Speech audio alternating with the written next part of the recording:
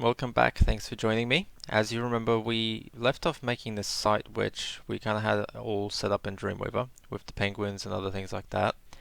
And what we did is we had to think about what this could look like. So we sketched up some ideas and then we decided that we wanted some of these fonts decided on.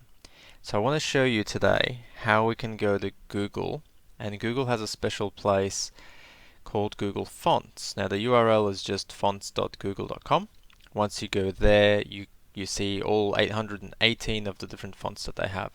So one of the first things that we kind of want to go back to is the sketch, and I wanted it to be sharp. I don't really want serifs on it, so I can make some of those decisions through the categories here. So no serifs, no handwriting.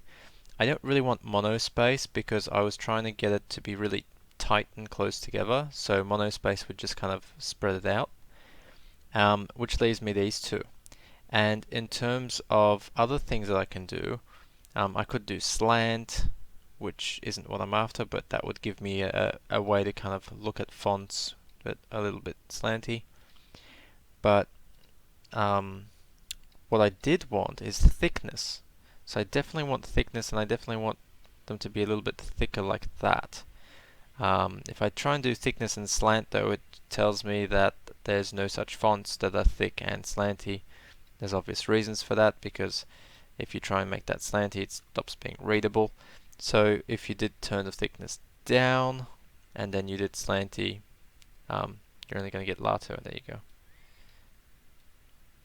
Only one font. They just don't like it unless they're just normal. And there's only two. There's not many slanty fonts. There you go. Anyway, so thickness up, and then I'm going to leave the rest of it as it is, right? So what we can then do is explore these fonts, right? So this is like a bit of text, and this is a bit of text, and I can type some stuff in there if I want to, and I can scroll through these, but you quickly notice that it's really hard to compare them because there's different types of text in there. One of the cool things that you can do is actually type in, so animal, no, what was it? What does the sketch say? Amazing animals. There you go. And instantly I can see that's not the font I want. It's not for many reasons. But one of the cool things of having typed it in there is I can click this magic apply to all fonts, and now all the fonts are displaying that. So it makes it a lot easier for me to compare all of these different fonts to what I want. And I'm kind of interested in this one, this Passion one. That looks good. But you know what? I might actually see, this is all caps. I might try. I'm interested to see what this looks like. Amazing animals in all caps, like I had on the sketch. Remember the sketch? The beautiful sketch, right? What you have here is an opportunity to also apply that with the capitals. And now we're seeing that. So that's nice, but they're a little bit too wide for my liking. So Passion 1's still a winner. Ooh, I like this Techo 1. I like the sharp edges on it. But it just seems a little bit too futuristic for what we're doing. I like that, but it just doesn't seem to be, it seems to be too much fun. So for the interest of the video, let's go with Passion 1. Okay. Once you've picked a font, you can just click the plus, and that'll add it to your little shopping cart thing. It's not really a shopping cart because you don't have to pay for these. These are free. But the idea behind it is you could pick a few and then, select them in there. But for the purpose of the video, let's just say that you've decided it's going to be Passion 1. You click on that little, little shopping cart thing that you have, brings up Passion 1, and it shows you the code you need to use. So it says, okay, here's the standard code that you need to put to include the font. So that's embedding the font. And then here's the CSS that you need to use when you want to apply that font to a specific element in your CSS page. Now note that in the family here, this tells Google how many of the different weights that you're going to actually use. So if I ticked bold and I go back to the embed, you'll see that it has the 400 and the 700. And if I go and pick the 900, it'll add that in as well.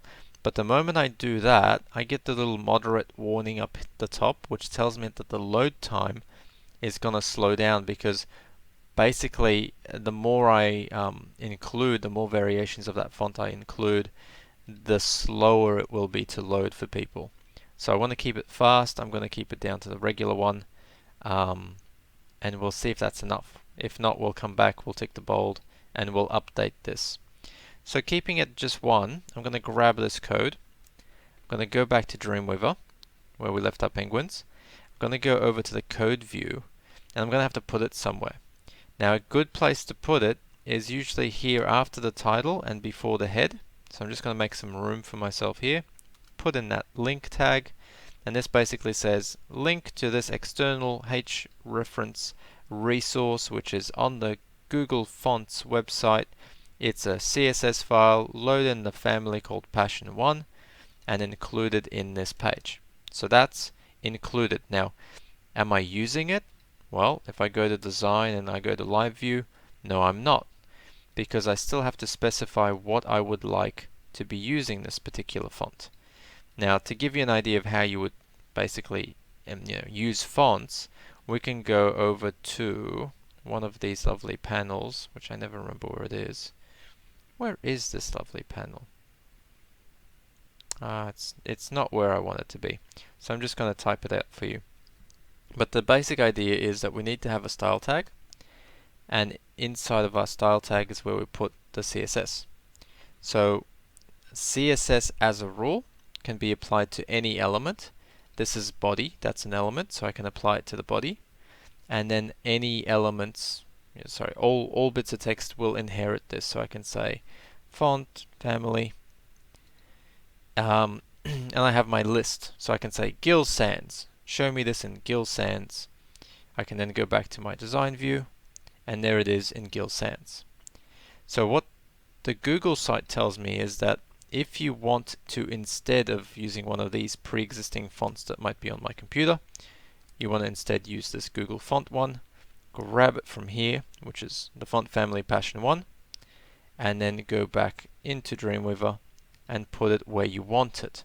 So in this case, I'm putting it on the body.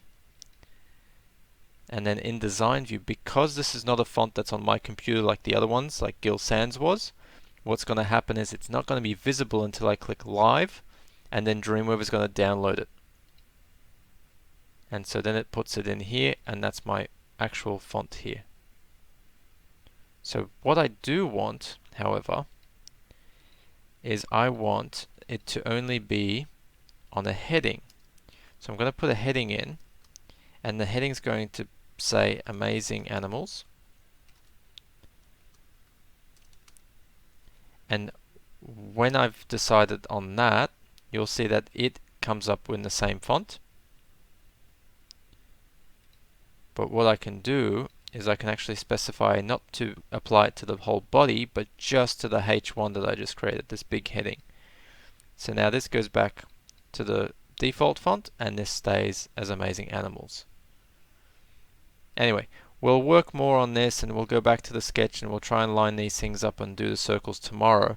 But for the moment, what I want you to do is go back to the Google site, have a look around for some fonts, find a font that you like.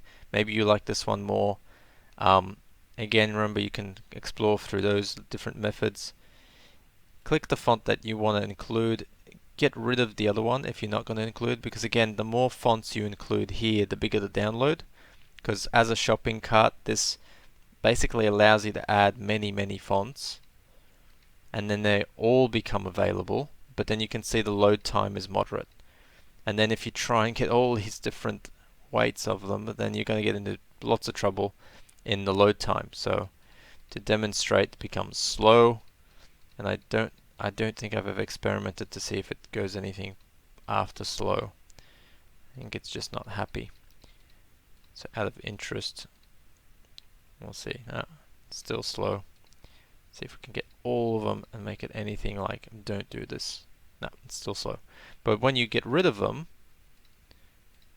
you can then say, okay, I only want the bold 700 and I want the thin. That's still fast, it's happy, and you can go ahead with that. But when you use the embed code, you can see the font's different, and the font family inclusion here is different. So those are the things that you want to copy.